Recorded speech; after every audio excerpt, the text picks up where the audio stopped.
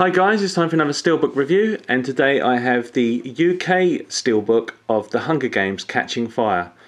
And the design on this one is different to the USA, but it is in keeping with the previous Steelbook that came out in the UK with the Mockingjay there.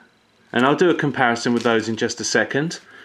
But just quickly looking around this Steelbook, it's really nice. It is a matte finish. It probably would have benefited with a little bit of gloss in there, but the image is clearly standing out, especially on the front and the back here.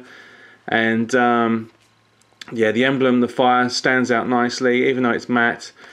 The black background helps it, the image pop as well. And if I just take the J card off. And there you go. A little bit more wording on this one than the previous one. I think it probably could have done without the written logo here on the bottom.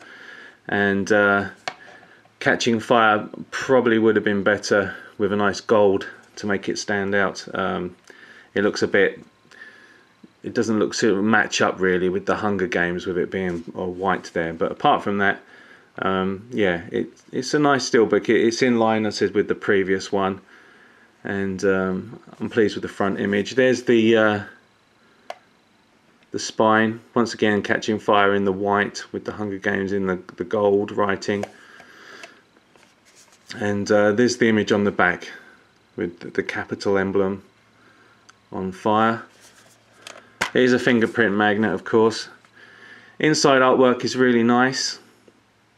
You've got Peter there on one side, and you've got Katniss Everdeen on the other.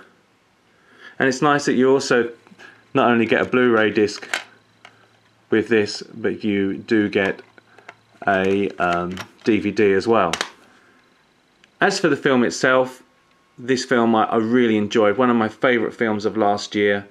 I thought that it was a big improvement over the first one. The first one was good. It had good performances in it. Performances in the film. Jennifer Lawrence was great, and the story was interesting for me. I know there are parallels between Battle Royale, which I've heard many times, but it's still a very enjoyable film. I think what let it down was the cinematography, the direction of the film. It just looked a little bit budgety. The shaky cam wasn't helping the film at all, and I think the producers of the movie realised that, and they wanted it to have more of a grander scale, grander scope to the sequel, and that's why they decided, more or less when the film was out on release, they announced that the sequel would be directed by a different director. And definitely the way it looks, the way it's edited, and just everything about it is a big improvement on this sequel. And it's a really great film. And sadly, one of Philip Seymour Hoffman's last movies too. So yeah, nice Steelbook, nice film. I'll just mention the audios because there's not much to mention, I'm afraid. You get a you get a commentary and 2 English audios, and I'm afraid the subtitles are just English as well, so you're very limited there with the languages on this Steelbook. The bonus features, there's a 9-part making of documentary, and there are some deleted scenes, and that's about it on that. So let's compare the Catching Fire Steelbook to the Hunger Games Steelbook. What I liked about the first one is that it's very reflective. The fire really stands out and reflects back at you, and that does look really cool.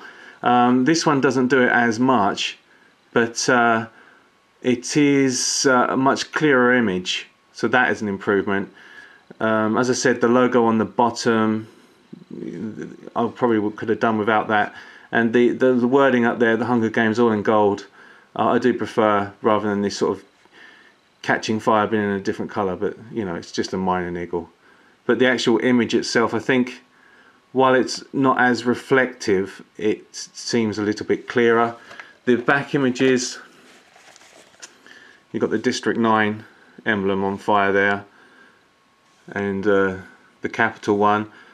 Don't know, you can't really pick it up on my camera here, but the Capital One does, if you get it there, if you can see it there, the Capital One does stand out and does look much clearer, and it's a better image on the back there. But it's really nice that they've gone with the you know, the matching steelbooks, and I think they'll stick with this now throughout the whole series. So that'll be nice to have all the movies match up nicely. And let's see the spines, how they look. There you go, that's the spines. So there you go, guys. Nice looking steelbook, great film, and I hope you enjoyed the review. I'll catch you later.